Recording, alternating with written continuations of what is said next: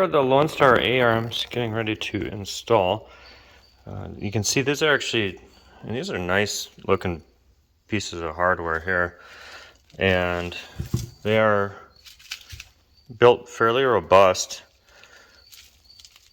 and these are 2 inches longer than the original equipment.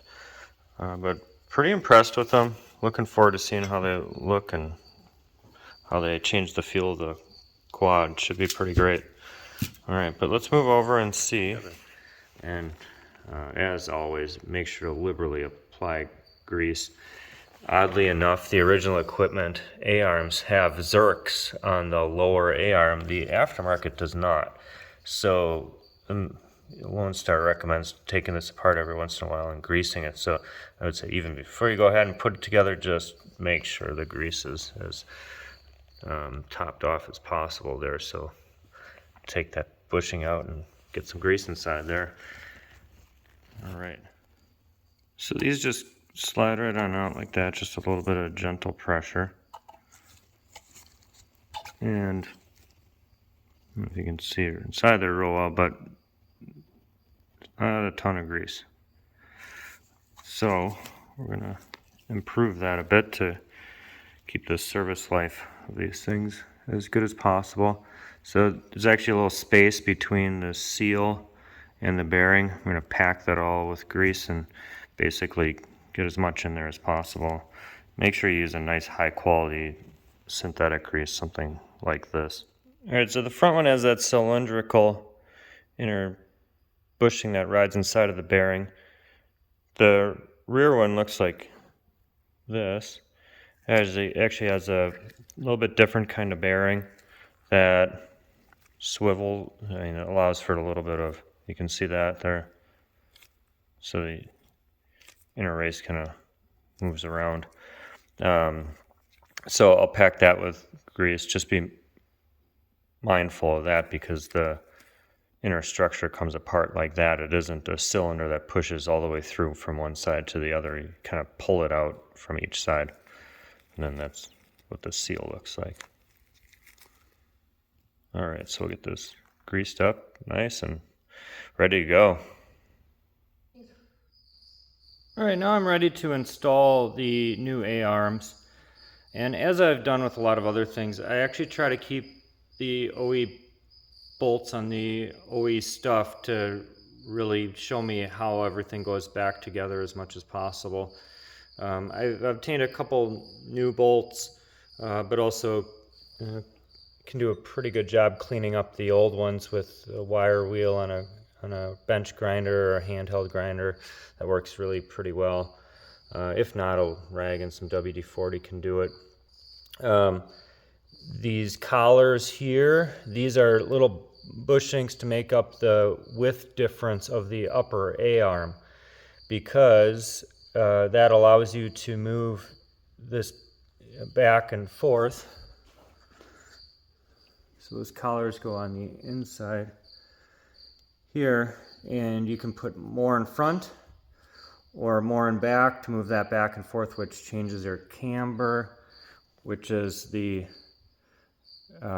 caster, which is the angle or the tilt of the spindle forward or back. Alright, so let's get all that installed.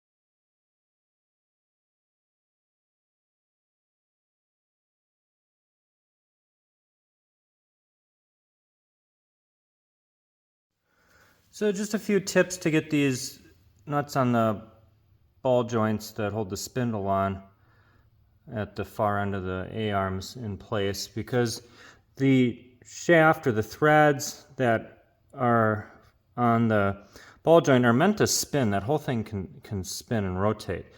So when you go to tighten it, if it's not already sort of firmly seated in the conical section of the spindle, it'll just spin and you won't be able to tighten it.